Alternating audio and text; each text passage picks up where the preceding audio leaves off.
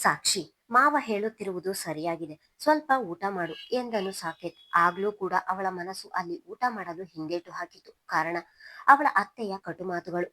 ಅವಳು ಏನೂ ಮಾತನಾಡದೆ ಮೌನವಾಗಿ ನಿಂತಿರುವುದನ್ನು ನೋಡಿದ ರಾಮಚಂದ್ರರು, ಸಾಕ್ಷಿ, ಈ ಮನೆಗೆ ಮತ್ತೆ ನೀನು ಬರ್ತೀಯೋ ಇಲ್ವೋ ಗೊತ್ತಿಲ್ಲ, ಬಂದಿದ್ದೀಯ, ಇವತ್ತು ಊಟ ಮಾಡಿಕೊಂಡು ಹೋಗು ಎಂದು ವಿನಂತಿಸಿದಂತೆ ಹೇಳಿದರು. ಅವರ ಮಾತನ್ನು ಸುಲಭವಾಗಿ ತಳ್ಳಿ ಹಾಕಿ ಅಲ್ಲಿಂದ ಹೋಗಲು ಅವಳಿಗೆ ಮನಸ್ಸಾಗಲಿಲ್ಲ. ತನ್ನ ಅಣ್ಣನ ಕೈ ಹಿಡಿದು ಊಟಕ್ಕೆ ಕುಳಿತಳು. ಸಾಕ್ಷಿಯ ಜೊತೆ ಮಾತನಾಡಬೇಕು ಎಂದು ತುದಿಗಾಲಿನಲ್ಲಿ ನಿಂತಿದ್ದ ನವ್ಯ ಅವಳು ಊಟಕ್ಕೆ ಕುಳಿತುಕೊಳ್ಳುತ್ತಿದ್ದ ಹಾಗೆ ಆಮೇಲೆ ಮಾತನಾಡೋಣ ಎಂದು ಸುಮ್ಮನಾದಳು. ನವ್ಯ ಮೊದಲು ಅವರಿಗೆ ಊಟ ಬಡಿಸು, ತಂದೆ ಹೇಳಿದ ಮೇಲೆ ಅಡಿಗೆ ಮನೆಗೆ ಹೋಗಿದ್ದಳು. ಲಲಿತಾ ಅವರು ಮಾತ್ರ ಇನ್ನು ಮಗನ ಫೋಟೋ ಮುಂದೆ ಅಳುತ್ತಲೇ ಕುಳಿತಿದ್ದರು. ನೀನು ಊಟಕ್ಕೆ ಕುಳಿತುಕೋ ಎಂದು ಅಳಿಯನಿಗೂ ಹೇಳಿ ರಾಮಚಂದ್ರರು ಸಾಕೇತ್ ಪಕ್ಕವೇ ಊಟಕ್ಕೆ ಕುಳಿತರು. ಊಟ ಕೊಡುವುದು ನವ್ಯ ನಿಧಾನ ಮಾಡಿದರೆ ತಂದೆ ಮತ್ತೆ ಗದರುತ್ತಾರೆ ಎನ್ನುವ ಭಯ ಅವಳಲ್ಲಿ. ಆ ಮನೆಯಲ್ಲಿ ಊಟ ಮಾಡಲು ಸಾಕ್ಷಿಗೆ ಮನಸ್ಸಿಲ್ಲ ಎಂದರೂ ಅನಿವಾರ್ಯವಾಗಿ ತಿನ್ನಲೇಬೇಕು ಎನ್ನುವುದರಿಂದ ಸ್ವಲ್ಪವೇ ಸ್ವಲ್ಪ ಹಾಕಿಸಿಕೊಂಡು ಮನಸ್ಸಿಲ್ಲದ ಮನಸ್ಸಿನಲ್ಲಿ ತಿಂದಿದ್ದಳು.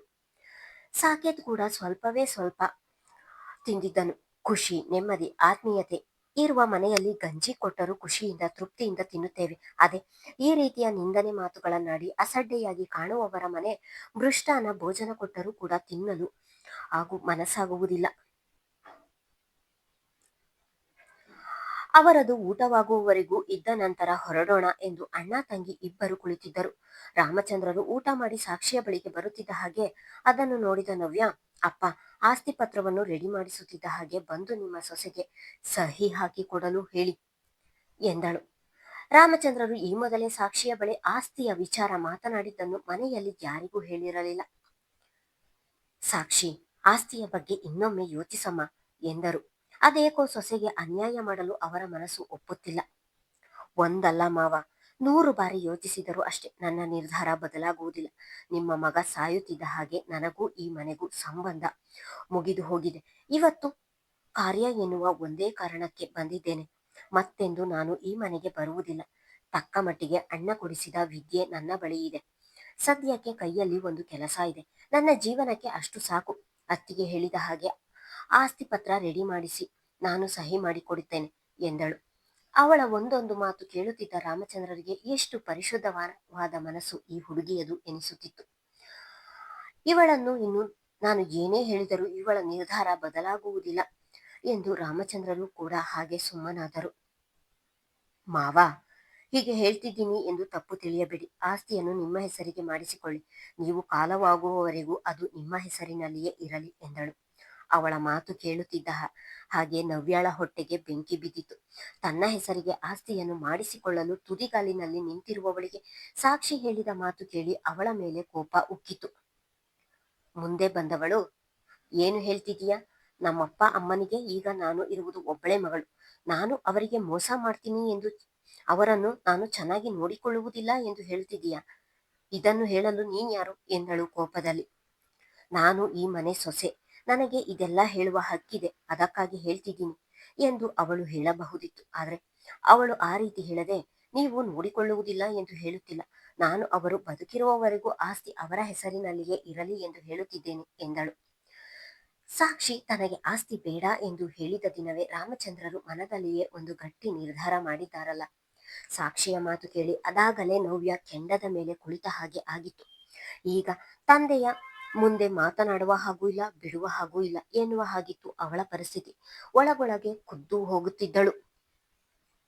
ನಾವಿನ್ನು ಬರ್ತೀವಿ ಎಂದು ಹೇಳಿ ಅಣ್ಣ ತಂಗಿ ಅಲ್ಲಿಂದ ಹೊರಟರು. ಇತ್ತ ಹೆಂಡತಿಯನ್ನು ಕೋಣೆಗೆ ಕರೆದುಕೊಂಡ ಬಂದ ಕೇಶವ ಕೂಡ ಕೋಪದಲ್ಲಿ ಖುದ್ದು ಹೋಗುತ್ತಿದ್ದನು.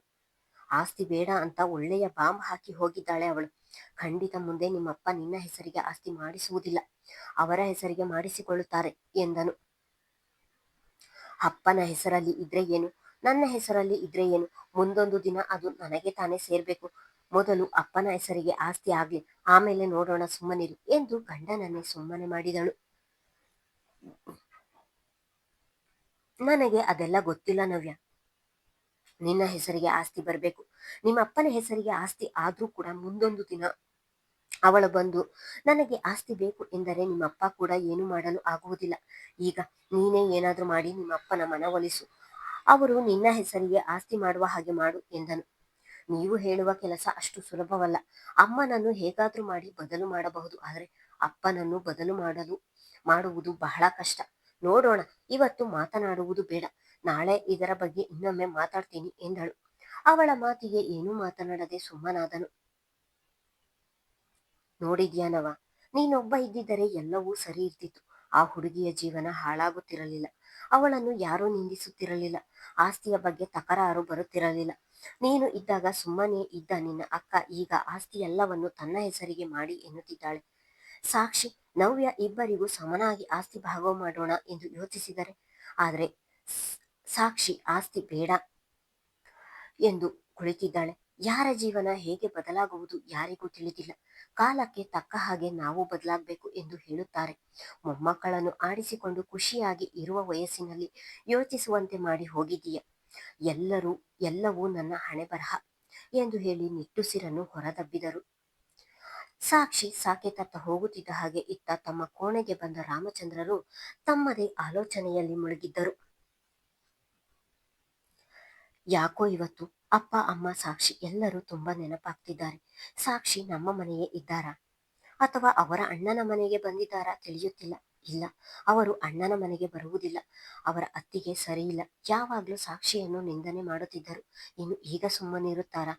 ನಾನಿಲ್ಲ ಎಂದು ಮತ್ತೆ ಇನ್ನೊಂದು ಮದುವೆಯಾಗಿದ್ದರೆ? ಇಲ್ಲ ಇಲ್ಲ, ನನ್ನನ್ನು ಬಿಟ್ಟು ಬೇರೆ ಮದುವೆಯಾಗಿ ಎಂದು ನಾನು ಅಷ್ಟು ಹೇಳಿದ್ರೂ ಕೇಳದವರು ಇನ್ನು ಈಗ ಒಪ್ಪುತ್ತಾರಾ? ನನ್ನ ಅಪ್ಪ ಅಮ್ಮನನ್ನು ನೋಡಿಕೊಂಡು ಅಲ್ಲಿಯೇ ಇರಬಹುದು. ಇಷ್ಟು ದಿನ ಹೆಚ್ಚೇನು ನೆನಪಾಗುತ್ತಿರಲ್ಲ, ಆದರೆ ಇಂದು ನಿಮ್ಮನ್ನು ನೋಡಬೇಕು ಎಂದು ಆಸೆಯಾಗುತ್ತಿದೆ ಸಾಕ್ಷಿ.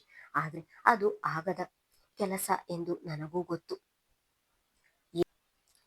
ನವೀನ, ಆಗ್ಲಿಂದ ಅಷ್ಟೊಂದು ಕೂಗುತ್ತಿದ್ದೇನೆ, ಕಿವಿ ಕೇಳಿಸಿದವನ ಹಾಗೆ ನಿಂತಿದೆಯಲ್ಲ. ಅಲ್ಲಿ ಲಾಸ್ಟ್ ಅಂತಿಗೆ ಸಾಂಬಾರ್ ಬೇಕಂತೆ, ತೆಗೆದುಕೊಂಡು ಹೋಗಿ ಬಡಿಸು ಎಂದು ಗದರಿದನು ಜಗ್ಗ. ಕೇಟರಿಂಗ್ ಮಾಡಲು ಒಂದು ಜಾಗಕ್ಕೆ ಬಂದವನು ಊಟ ಬಡಿಸುತ್ತಾ ಒಂದೆಡೆ ನಿಂತು ತನ್ನದೇ ಆಲೋಚನೆಯಲ್ಲಿ ಮುಳುಗಿದ್ದವನನ್ನು ಎಚ್ಚರಿಸಿದ್ದು ಜಗ್ಗ. ಅವರೆಲ್ಲರೂ ಮಾತು ಬರುವುದಿಲ್ಲ ಎಂದು ಹೇಳಿಕೊಂಡಿದ್ದಾನಲ್ಲ, ಆಯ್ತು ಎಂದು ತಲೆಯಾಡಿಸುತ್ತಾ ಊಟ ಬಡಿಸಲು ಹೊರಟನು. ಹೇಮಾ ಅಂತೂ ಒಂದೆಡೆ ಕುಳಿತುಕೊಳ್ಳಲು ಆಗದೆ ಬಾಲ ಸುಟ್ಟ ಬೆಕ್ಕಿನ ಹಾಗೆ ಅತ್ತಿಂದಿತ್ತ ಇತ್ತಿಂದಿತ್ತ ಓಡಾಡುತ್ತಲೇ ಇದ್ದಳು. ಕ್ಷಣಕ್ಕೊಮ್ಮೆ ಬಾಗಿಲ ಬಳಿ ಬಂದು ಗಂಡನಾದಿನಿ ಬಂದ್ರಾ ಎಂದು ನೋಡುತ್ತಿದ್ದಳು. ಅವಳು ಈ ರೀತಿ ಕಾತರದಿಂದ ಕಾಯಲು ಕಾರಣ ಇದೆ. ಗಂಡನಿಗೆ ಒಂದು ಒಳ್ಳೆಯ ವಿಷಯ ಹೇಳಲು ಕಾಯುತ್ತಿದ್ದಾಳೆ. ಅವಳ ದೃಷ್ಟಿಯಲ್ಲಿ ಮಾತ್ರ ಅದು ಒಳ್ಳೆಯ ವಿಷಯ. ಪೂಜೆ ಮುಗಿಯುತ್ತಿದ್ದ ಹಾಗೆ ಬೇಗ ಬಂದ್ಬಿಡ್ತೀವಿ ಎಂದು ದೊಡ್ಡದಾಗಿ ಹೇಳಿ ಇಷ್ಟೊತ್ತಾದ್ರೂ ಬಂದಿಲ್ಲ. ಮನೆಯಲ್ಲಿ ನಾನೊಬ್ಳು ಇರ್ತೀನಿ ಎನ್ನುವ ಜ್ಞಾನ ಕೂಡ ಅವರಿಗೆ ಇಲ್ಲ. ಜ್ಞಾನ ಎಲ್ಲಿರುತ್ತೆ? ತಂಗಿ ಜೊತೆಯಲ್ಲಿಯೇ ಇದ್ದಾಳಲ್ಲ, ಅವಳೊಬ್ಬಳು ಇದ್ದರೆ ಸಾಕು, ಇನ್ಯಾರೂ ಬೇಡ ಎಂದು ಸಿಡುಕಿನಿಂದಲೇ ಹೇಳಿ ಮತ್ತೊಮ್ಮೆ ಹೊರಗೆ ಬಂದು ನೋಡಿ ಒಳಗೆ ಹೋದಳು. ಅವಳ ಕಾಯುವಿಕೆಗೆ ಕೊನೆ ಎನ್ನುವಂತೆ ಅಣ್ಣ ತಂಗಿ ಇಬ್ಬರು ಮನೆಗೆ ಬಂದಿದ್ದರು. ದಾರಿಯಲ್ಲಿ ಬರುವಾಗಲೇ ಹೊರಗೆ ಹೋಗಿದ್ದೀವಿ, ಮಗು ನಮ್ಮ ಕೈಯನ್ನೇ ನೋಡುತ್ತದೆ ಎಂದು ದೀಪಾಳಿಗಾಗಿ ಸಾಕ್ಷಿಯ ಸ್ವೀಟ್ಸ್ ಮತ್ತೆ ಹಣ್ಣುಗಳನ್ನು ಕೊಂಡು ತಂದಿದ್ದಳು. ಸಂತೋಷದ ವಿಷಯವನ್ನು ಹೇಳಬೇಕು ಎಂದು ಕಾತರದಿಂದ ಕಾಯುತ್ತಿದ್ದವಳು ಸಾಕೇತ್ ಮತ್ತು ಸಾಕ್ಷಿ ಇಬ್ಬರ ಬಾಡಿದ ಮುಖವನ್ನು ನೋಡಿ ಸುಮ್ಮನಾದವಳು. ಏನಾಯ್ತು, ಯಾಕೆ ಇಬ್ರು ಬೇಜಾರಾಗಿದ್ದೀರಾ ಎಂದಳು. ಅಲ್ಲಿ ನಡೆದ ವಿಷಯವನ್ನು ಹೇಮಾಳಿಗೆ ಹೇಳಿದರೆ ಊರು ಕೇರಿ ಒಂದು ಮಾಡುತ್ತಾಳೆ ಎಂದು ಇಬ್ಬರಿಗೂ ತಿಳಿದಿದೆ. ಸಾಕ್ಷಿ ತನ್ನಣ್ಣನ ಮುಖವನ್ನು ನೋಡಿದರೆ ಅವನು ಸಾಕ್ಷಿಗೆ ಕಣ್ಣಿನಲ್ಲಿಯೇ ಸನ್ನೆ ಮಾಡಿ, ಏನಿಲ್ಲ ಏಮ್ಮ, ಬಿಸಿಲಿನಲ್ಲಿ ಬಂದೆವಲ್ಲ ಅದಕ್ಕೆ ಸುಸ್ತಾಗಿದೆ, ಕುಡಿಯಲು ಒಂದು ಲೋಟ ನೀರು ಕೊಡು ಎಂದು ಹೇಳುತ್ತಾ ಸೋಫಾ ಮೇಲೆ ಕುಳಿತನು. ಅತ್ತಿಗೆ ತಗೊಳ್ಳಿ, ಇದು ನಿಮಗೂ ಪಾಪುಗೂ ತಂದಿದ್ದೇನೆ ಎಂದು ಹಣ್ಣು ಸ್ವೀಟ್ಸ್ ಅವಳ ಕೈಗೆ ನೀಡಿದಳು. ಸಾಕ್ಷಿಯ ಪುಣ್ಯಕ್ಕೆ ಏನು ಮಾತನಾಡದೆ ಅದನ್ನು ತೆಗೆದುಕೊಂಡು ಅಡಿಗೆ ಮನೆಗೆ ಇರಿಸಿ ಇಬ್ಬರಿಗೂ ನೀರು ತಂದು ಕೊಟ್ಟಿದ್ದಳು. ಗಂಡ ನೀರು ಕುಡಿದು ಸುಧಾರಿಸಿಕೊಳ್ಳುತ್ತಿದ್ದ ಹಾಗೆ, ಪೂಜೆ ಮುಗಿಯುತ್ತಿದ್ದ ಹಾಗೆ ಬಂದು ಬಿಡ್ತೀನಿ ಎಂದು ಹೇಳಿ ಇಷ್ಟೊತ್ತಿಗ ಬರುವುದು ಎಂದು ಮುಖ ಸಿಂಡರಿಸಿ ಹೇಳಿದಳು. ಹೇಮಾ, ಒಂದು ಕಡೆ ಹೋದ್ಮೇಲೆ ಇಷ್ಟೇ ಸರಿ ಎಂದು ಹೇಳಲು ಆಗುವುದ ಹೇಳು? ಈಗ್ಲೂ ಏನು ತಡವಾಗಿಲ್ಲ, ಸರಿಯಾದ ಸಮಯಕ್ಕೆ ಬಂದಿದ್ದೇವಲ್ಲ ಎಂದನು. ನಿಮಗೊಂದು ಸಂತೋಷದ ವಿಷಯ ಹೇಳಬೇಕಿತ್ತು, ಅದಕ್ಕೆ ನೀವು ಬರುವುದನ್ನೇ ಕಾಯುತ್ತಿದ್ದೆ ಎಂದಳು ಅದೇ ಖುಷಿಯಲ್ಲಿ.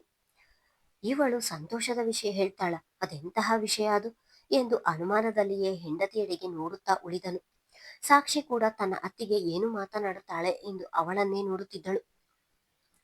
ನಮ್ಮ ದೊಡ್ಡಪ್ಪನಿಗೆ ಫೋನ್ ಮಾಡಿದಾಗ ಒಂದು ಒಳ್ಳೆಯ ಹುಡುಗ ಇದ್ರೆ ಹೇಳಿ ಎಂದು ಹೇಳಿದ್ದೆ.